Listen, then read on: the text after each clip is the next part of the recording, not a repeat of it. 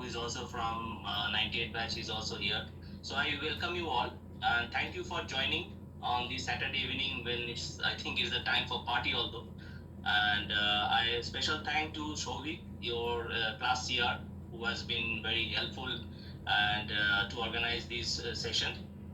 So I welcome you all again on this first of the many mentoring program which we believe will help you to unfold before you various opportunities that lie ahead in your very long career.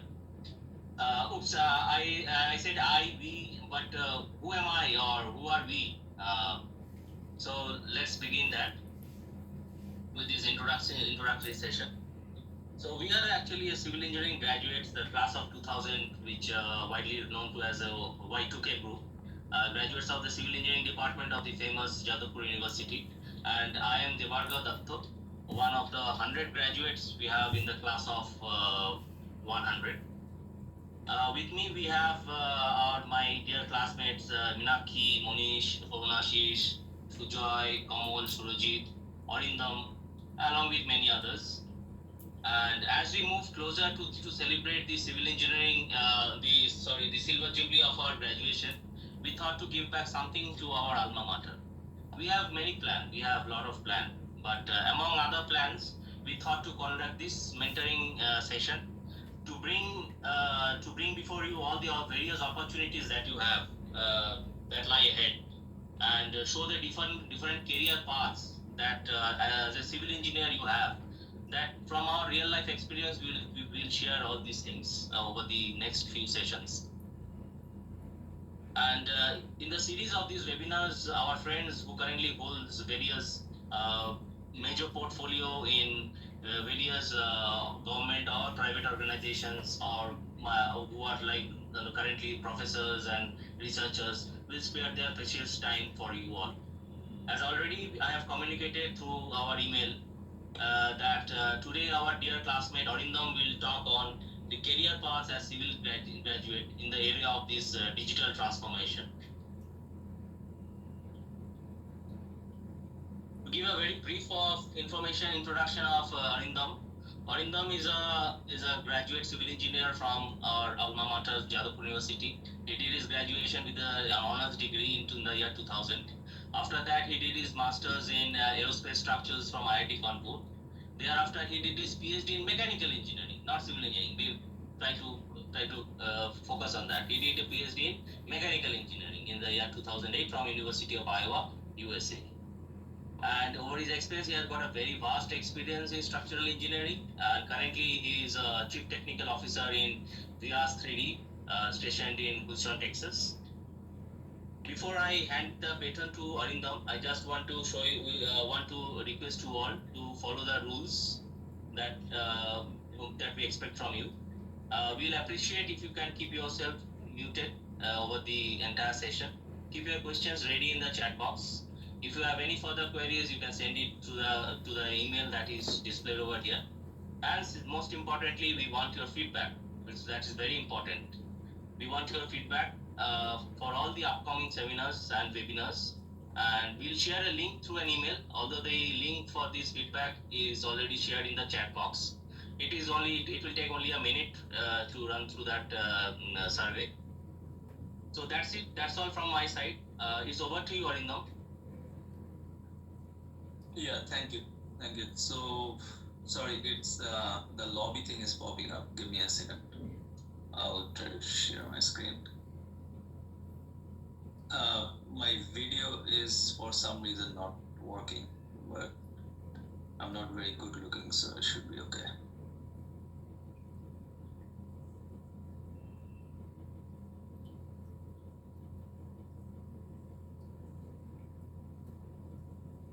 You guys see my screen? Yes. Yeah.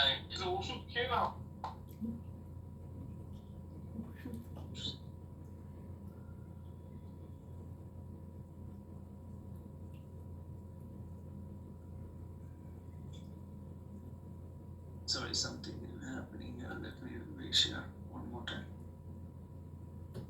It's freezing up.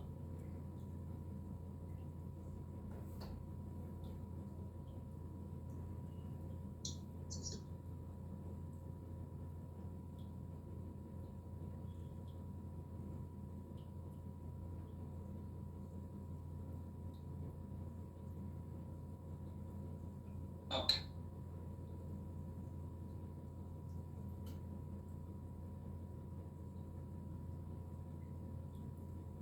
You can see the slides, right? Yeah, fine. Yeah, we can. Okay. Yeah. So I think most of you are in good evening. So good evening all, and some of my friends I think they are in good morning time.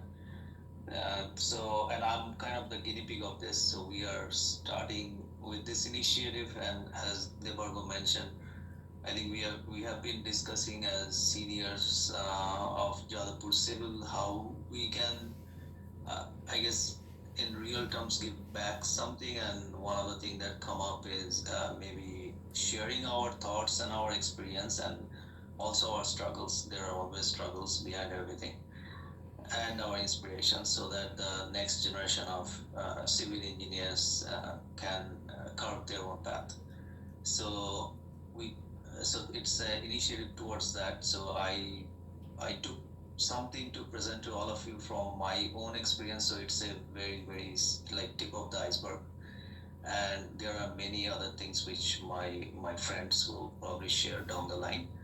And I am mostly into the simulation sphere, so I will explain what it is and all.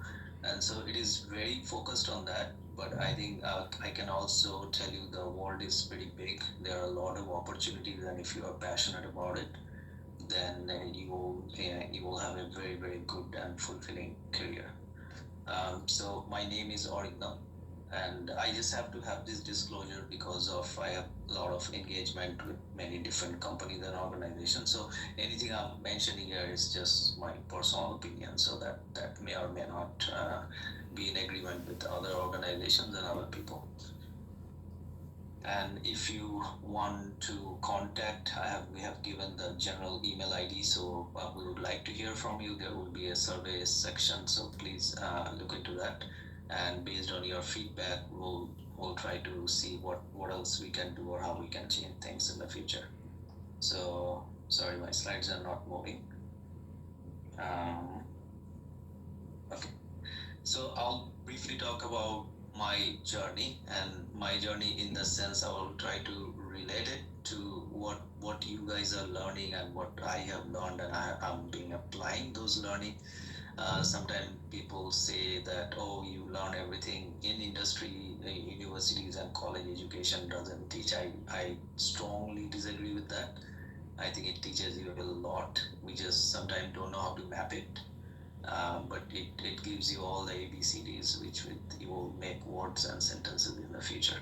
So then I'll talk about engineering in the digital era. So as you see everywhere, there's of course AI/ML is coming, but already there is physics-based simulation pretty well ingrained.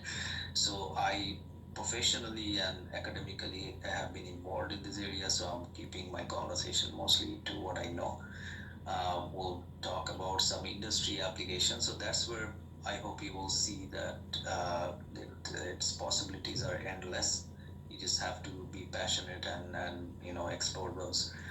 And then there are various career paths. Again, it's something based on what I have done, and I had my own inspirations too. One of my friend from Jadavpur, Om Prakash, he has inspired me to go from civil to aerospace, and I do not regret it. And if you take out the words, it's pretty much very similar. But I didn't have the courage to make that decision myself. So there are always people in your life who somehow determines the course in your life. I have some experience with business, so I will little bit talk about entrepreneurial spirit, what I have learned and I have used, and then we'll open for discussion. Um, so this is more on my personal journey. I think Devargo has mentioned. So I am from the 1996 to 2000 batch in civil. It's not civil structure, just civil engineering. But I did have some interest in structure. I think whatever subject I can get a better marks, then you start getting interested in that. I don't know which one comes first, but it was very marks driven. Then gradually I started also having interest in the subject, not just interest in whether I can get some good grades or not. I spent some time at DCPL. I was doing some concrete design, steel design, and all this thing. And there, I somehow started having chat with seniors at DCPL and my other friends who have been pursuing higher studies. So I thought, okay, it's my time to give the gate exam. I don't know, it's probably still the same name. Um, and I did that while working at DCPL, and I got an admission into aerospace structures. That's where I focused in the structures part of aerospace engineering, because from civil I already have some structures background. Then next, my life took me to US. I came to University of Arizona first. Sorry, Arizona State University, but I then transferred to University of Iowa because of funding and other things. So there are struggles in life, as I was mentioning. And there I moved to mechanical, and I did, again, all these disciplines are different, but again, it's based on more structural engineering and all this. I was doing research on fracture mechanics and all. After that, I mean, during my PhD's time, I really started getting interested in consulting business, which is kind of like engineer doctors, right? If you think of it. My advisor at Iowa was from consulting industry, so he also told me about that and all. So I joined a company that does consulting mostly in the nuclear and fossil power plant. Fossil is coal and oil-based power plants and all. Then I moved into oil and gas industry in Houston. So that's kind of my initial formative years. And then after that, in 2015, 2016, we started our own journey. And it also came from previous inspirations, because the company I joined, structural engineering, I was fortunate to meet the owners of that company. That company at the time when I joined was 25 plus year old, and they are very well known in the US in their field. So I used to talk with the partners and owners who founded that company, and their life story was very inspiring, and I always had it in my mind, maybe if I can garner the courage, someday I will do. I don't think I have had that courage by myself, but I had some other people around me who together we made this step, and it has been very rewarding. Or but also it's a roller coaster ride. We are still having the ride, but we have grown to 200 plus people now. We do have offices in India, and I wish to engage with some of you in future. So that's kind of in a nutshell how my journey has been. So based on this, as I told you, I'm mostly in the simulation area. So I will little bit talk about my areas of expertise and how you can relate. And some of it, I try to keep it very non-technical. So if you have any question, we'll be more than happy to answer. But think of it, simulation is just bringing physics and maths into computer, and computer churns out a lot of numbers very fast, right? And then you get some meaningful information from it that uh, that you can rely on. So there is some sort of fidelity in the information that you get, and then it helps you in a decision making process. So yeah, so engineering in the digital era. So I mean, digital era has been long quite a bit now. Now with AI/ML, things are changing drastically. But again, there is no free lunch, so there are a lot of research happening, especially in engineering. You need your numbers to be very accurate, right? So the need for accuracy is very important. So it is not exactly as searching in chat GPT, large language model and all this thing. It is way more than that. So there is tremendous amount of research going on. As a company, we are also trying to develop some products, and it's not an easy path. So but that's where the opportunities are. If something is very simple, then there are billions of people doing it, right? So there is a balance between, if your path is difficult, then you have more success, right?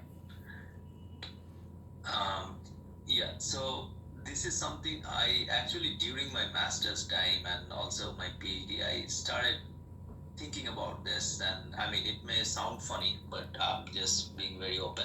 So a lot of my friends are doctors, right? And then doctors get a lot of respect because they are saving lives all the time.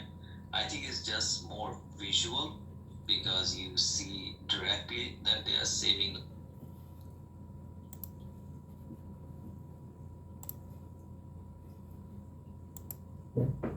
And they do mistake, and sorry, there is an echo. Um, and the structure does collapse, and sometimes it is unknown. We don't know why it happened. Then people figure out, and then they have a new solution for it. But anyways, engineers also, I think they are very, very much responsible for our betterment of our life and saving our life. So I will give you an example. This is actually happened. It was a flight from I forgot from where, somewhere in California to Hawaii, and in the mid-air, part of the fuselage, the body of the aircraft, it got dislodged. It was mid-air, so one air hostess was actually serving. She got sucked into the air, and her body was never found. I think all the other people were having wearing seatbelt. This is one of the reason you should always wear seatbelt.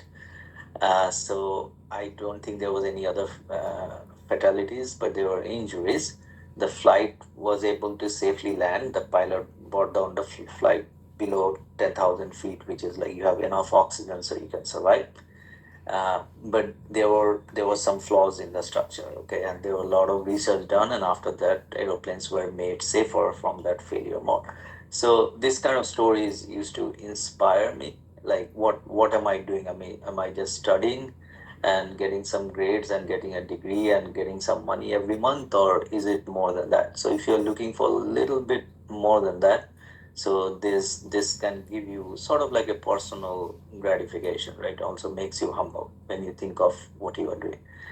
So think of it this way. So now you have this aircraft, right? So one aircraft to another aircraft, the design changes and all these things. So you cannot keep on experimenting with the physical thing. So that's where the digital model comes in. So below you can see sort of like a virtual computer model of this. I mean, there are many names of it. So what you do is you try to bring in all the physics. Now in nature, every physics is there, right? So in computer, you cannot bring in all the physics. You bring reasonable amount of physics, and then there is a numerical process to solve it. I think already in your course you are solving some simple equation like simultaneous equation and all this thing in a numerical process, right? So it's exactly the same concept. There is absolutely no difference. It just gets more complicated. So you create this digital model, and then you can test different scenario. Another thing with digital model is you can introduce problems, and you can see how those problems are manifesting in a failure, in a catastrophic failure and all this. So it gives you a lot of power to find out what something. One thing is why it is happening and what can go wrong, right? So what if scenarios and all this thing. So coming to another example, and these are real work. It actually goes into, maybe, I mean, hopefully not, but someday some of us may need it, or some of our family member may have a blockage in a heart, and they're gonna put a stent. So actually, you model those things. Okay, so you cannot keep putting stent in human being and see whether it's failing or not. Okay, and you can use cadaver and you can use animal, but they are exactly not same as human, right? So now people are using digital models, and they are simulating those, uh, see how this stent is actually put in a heart. So you can simulate the entire process, and the next phase is going towards, everybody's heart is unique, so you get a scan of your heart and you exactly look at the heart of that particular patient, and come up with, using 3D printing, you can print a device that is made just for the patient. Because there are failures, it's like shoe size, right? Shoes are made for a population at a statistics. So all of us has this experience that no size fits me, right? Something is too tight or too loose. Same thing happens with medical device. So science and technology are now trying to solve problem. Why not we make a device just for a particular patient? So all these technologies are coming in, and you can be part of this. So this is another, there is something called aneurysm. Your vessels blows up like a balloon and all. There is it's like a software material, and then under pressure, blood is under pressure, so it balloons up. If it balloons up, then it can rupture, and then it can, I mean, it can be life threatening. So this is also you can simulate. So you are simulating the flow, you are finding the pressure and all this thing. And I mean, there is, I think the whole context is as civil engineering, why we are seeing all this thing, right? Why I'm showing all this. The idea is that all the things that you were learning, that's exactly what's been used. It's just the color is different. Just I mean, in civil engineering, you don't learn blood vessel, but blood vessel is nothing but a pipe with a flow. It's just a different material. It behaves in a different way. You can mathematically construct that material property and solve it with some sort of numerical analysis, right? Concept wise, if you can learn flow through a pipe, then you can learn blood flow through a vessel. So that's something I want to emphasize. So now going into engineering, my thought of putting this slide. So traditionally there are only few engineerings, right? So civil actually is one of the oldest, probably the graduate, and not look into what exactly the job I'm gonna get right after I graduate. Life is not that short. So now you can see there are a lot of applied engineering is coming in. So say suppose for example geotechnical engineering, there are discipline that only focuses on geotechnical engineering. Okay, so all these things are coming in. So geotechnical is, again, you are doing soil mechanics and all this, so you venture into geotechnical engineering. There is structures and soil, and then there are interactions. Uh, there are microelectronic engineering, right? So now you can see that based on industry applications, that things are getting very complicated, right? There are so many innovations and all. So the amount of knowledge is increasing. Like if you look at very old math, there were people who used to be expert just in math. Now the math as a discipline is so vast, you cannot be like expert in everything in math. So you have segments in math, right? So you are an expert maybe in algorithms, something like that. So engineering is exactly happening the same way. So because you are learning a very basic engineering, to be honest, civil teaches civil, mechanical, this kind of engineering teaches you a lot of different aspects. So you can foray into so many different areas and so many different disciplines in future. You can either take through a job route, or you can go through an academic route.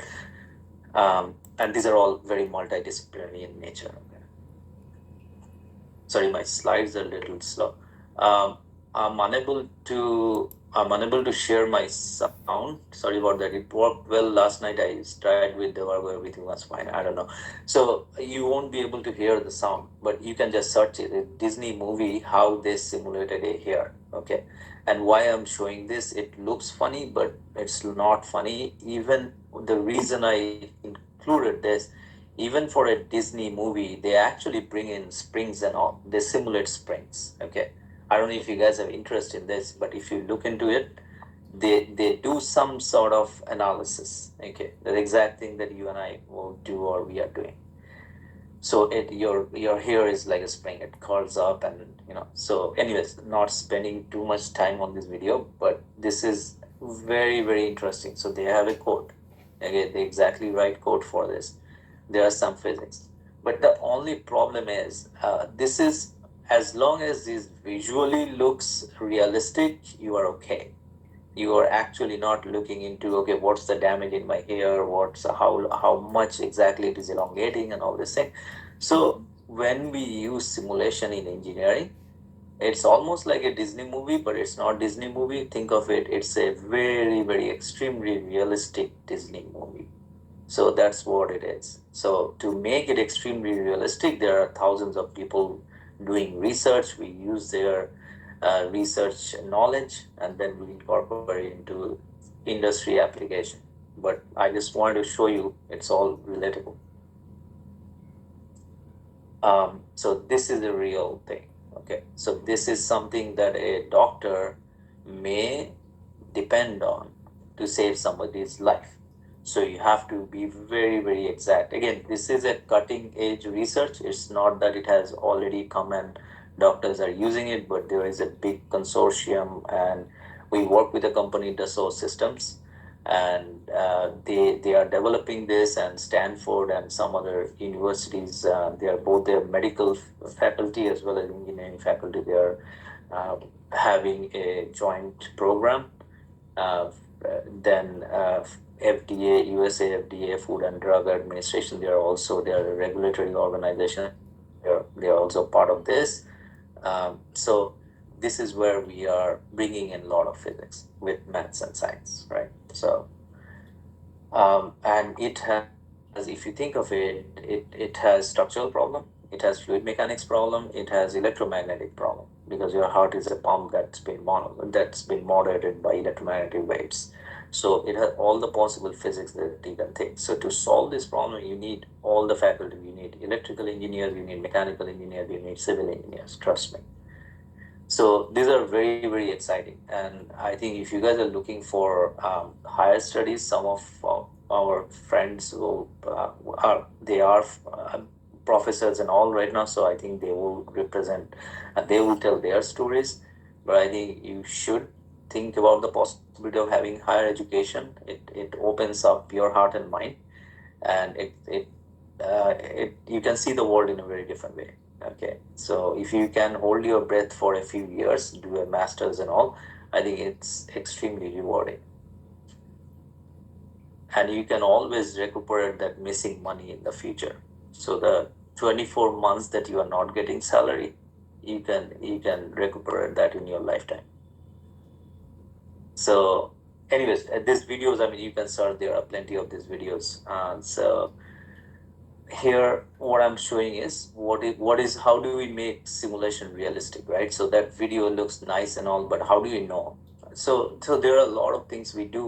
We bring in multiple physics. There is a scale problem. There are a lot of interaction, and then we have to sort of do some validation with testing. We have to do some testing and look at some simulation and see are they matching or not. If they are not matching, then what is the problem, what we have to fix. Sometimes experiments are done in a wrong way, or they are not exactly modeled in simulation. So there are whole different, like we teach 1 week long course just on this one slide. Okay, but the bottom line is you can make simulation very, very realistic. So moving from Disney, we are getting into more realistic simulation. So this is an actually test setup on the left. So there is a cadaveric component of a knee, and then there is a simulation of this process, and we are side by side comparing. And of course, there are sensors and all that takes the measurement of loading and displacement and all. So it's not just visually measuring; it's actually measuring small little information in the system. So on the right, this is a simulated car.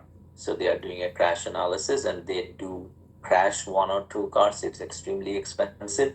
They get all the data, and then they try to match the simulation model with the data. If the simulation model matches with the data, then they say, yeah, my simulation is very realistic.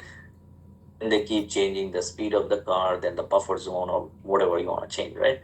And then the results you get, you have trust in the results. So based on that, you can design it. And then finally, you do a test to make sure, yes, everything that you have assumed are on the right track. So this is how all the design process happens. There are some more examples. So it's pretty cool. And I have been to Toyota and other places, so this is exactly how they and us we do it. So they do the test, we get data, and we come back to our computer, we simulate and we match with it. Then based on this computer model, they make more and more designs very fast. Yeah, so applications, so pretty much any industry you can apply all industries you can apply simulation. And here is one fact, like I think I'm trying to talk to civil engineering graduate, right? So again, this is my personal opinion. So I think when we are being taught, so when we were taught how bending moment shear force diagram, or say we were solving a framed structure, nobody actually told us that it's a frame structure and a human skeleton is all the same. So that concept, at least I didn't know. Maybe I wasn't paying attention, but I never knew before I went out and did my higher studies and all this thing. So hopefully, if you want to take just one thing out of this webinar, is that everything that you are learning is very, very fundamental. Okay, on the surface it looks like civil engineering, this engineering, that engineering, but all you are learning is fundamentals. Okay, it's end of the day, it's a science and maths. So be curious about the basic concepts, not just solving problem. I understand you have to know how to solve problem, because in the exam there will be a lot of problems and you have to solve it in 3 hours or whatever it is. But be curious about fundamentally what you are learning. Stress strain curve is a stress strain curve. It doesn't change, right? So if you understand what a stress strain curve is, you can do stress strain curve of any material in the world. It may be more and more complicated, but you will know what it is. So that's the message I would like to give.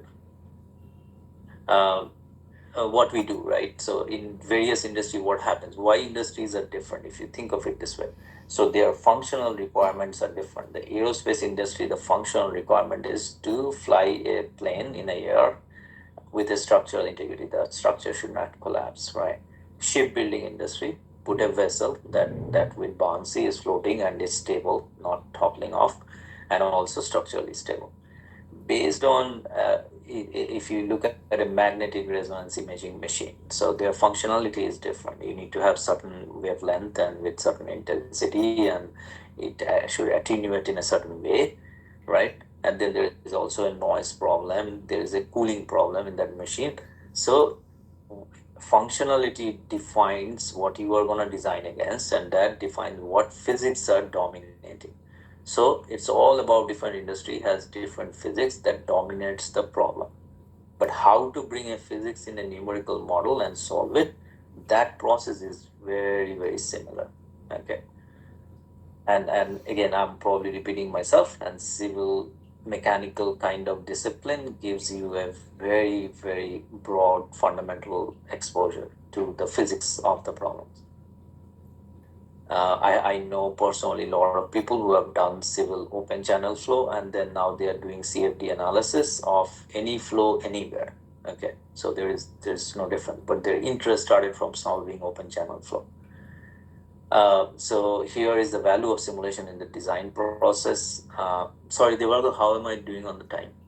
How much time I have left? I don't think I have much. Right?